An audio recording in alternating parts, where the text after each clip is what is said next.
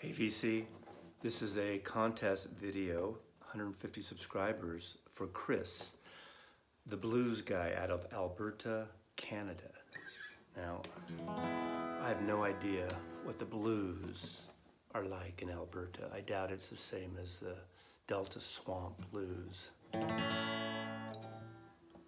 And this is slow Meltin Butter maker.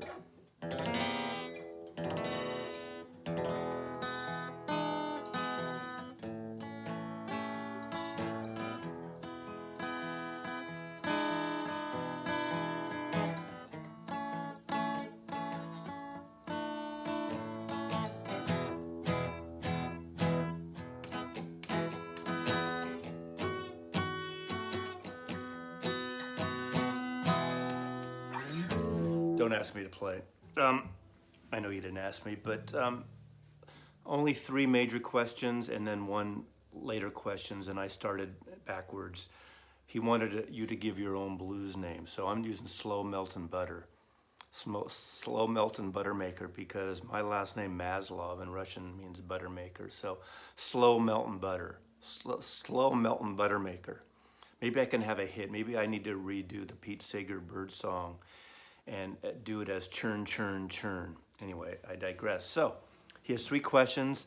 I'm starting some music in the background. The 3 questions are basically pick 3 blues albums, your favorite blues albums. I'm shifting a little bit and talking about them.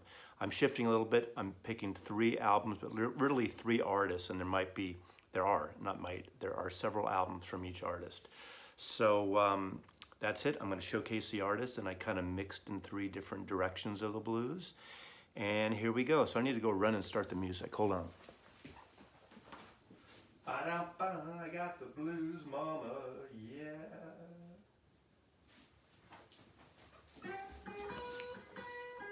Okay, I'm starting with Josh White. Josh White's more sort of a country blues, a folky blues. One of my very favorites. This is Empty Bed Blues, one of my very favorite blues albums, and obviously one of my very favorite covers. That's a beautiful, gorgeous photograph. Really great. Anyway, Josh White was on Elektra Records. Very folky, homey, country blues. When my bed is empty, makes me feel so blue. Now this is one I would suggest. If you had to get one, it'd be this one. Josh at Midnight. Elektra Records. He was on Elektra Records from the mid-50s on, for the most part. He switched more in the 60s. And this is a great kind of John Henry, Elektra Records. This is from 1955. Man, I'm a deep-sea diver. I've got a stroke. And then Josh White at Town Hall, live record when he was later on Mercury Records. This is more in the, I believe, late 60s. So,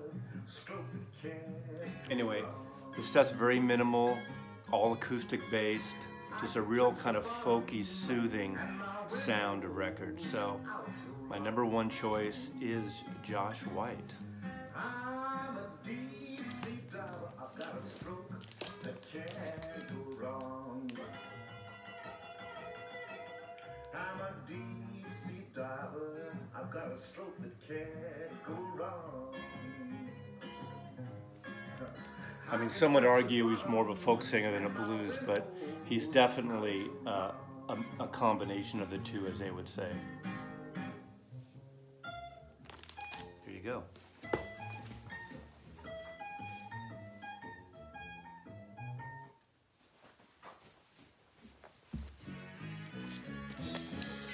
Number 2, Albert King.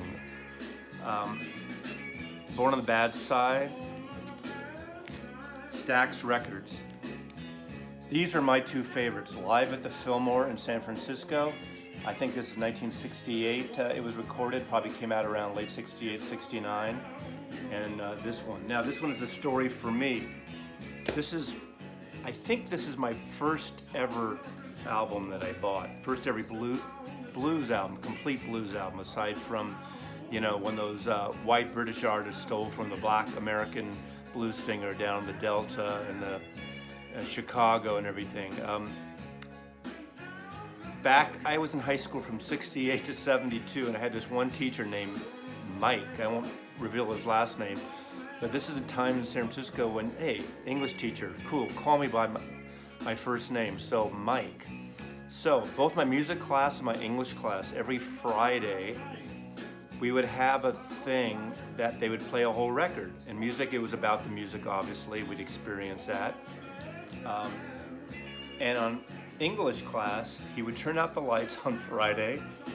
We would pass around an orange. He'd play a record and we'd feel the orange, and we would write about the experience of feeling that orange and listening to music. I remember the White Album was one of them, but this was one of them. Oh, also there was an Animals record. But anyway, this was it, and I went out that weekend and bought this album. Live at the Fillmore, Livewire, Blues Power. I've seen two of these three artists I'm showcasing live. I never saw Josh White, but I did see Albert King. But this is so great, God. So, Born Under Bad Sign, Stax Records, 1967, there we go. Reissue, you can get the reissue easily. I used to have an original and somehow it got lost. And obviously, this is one of those songs, the first time I heard the song was by Cream. So all these British bands, again, turning us on to these great blues artists in the late 60s and early 70s. Okay. Next one is someone who was born in Chicago, young white guy. Moved, when I saw him, by the time I saw him, he was living in San Francisco, but Mike Bloomfield. Mike Bloomfield, great history. This is a collection, a CD collection that Al Cooper curated, and he played a lot with Al Cooper. You probably know this. Michael Bloomfield had some demos for Columbia Records, and let's see here. Yeah, John Hammond demoed him for Columbia Records, but he first kind of got noticed for a lot of people because he was in Electric Flag, Chicago blues band, blues rock band, and him and Al Cooper were on the Highway 61 session. So Mike Bloomfield was with Bob Dylan in 1965 at the Newport Folk Festival when Dylan goes electric and everyone just freaked out and pulled their hair out of their hats and booed him. He was that great searing guitar solos on that. I saw him, he died in 1980, and I saw him about 3 months before he died. He OD'd, had a bad drug problem. He OD'd in a parked car in San Francisco, but I saw him a few months before that because he showed up one night. I went to 2 or 3 of the shows when Dylan did his first series of Christian shows, the Jesus shows as we might call them after Slow Train. And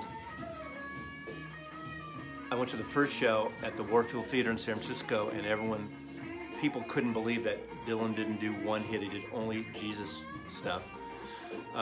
But he showed up and he did a song that's actually on this collection. He played on The Groom Still Waiting at the Altar. So I saw him then, and about 3-4 months later he died. But he was great. He was on these 2 great albums here.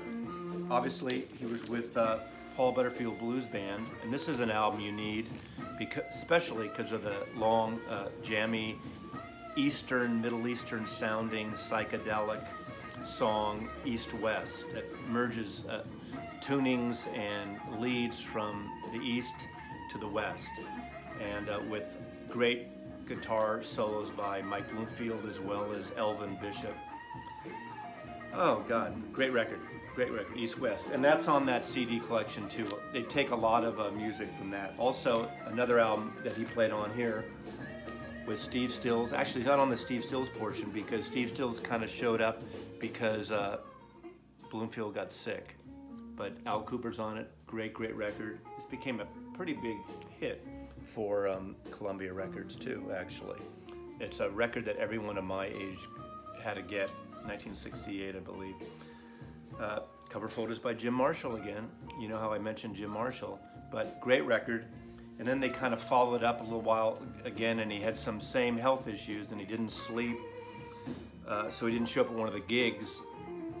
This is the live adventures of Mike Bloomfield and Al Cooper. This is at the Fillmore in San Francisco. Played 3 nights in '68. Great record with a great cover by Norman Rockwell, famous painter Norman Rockwell. But Mike Bloomfield, one of the great blues players. So good luck, Chris, the blues guy, and hope you like the music and hope you like the choices. I'll put links down below. Thanks again.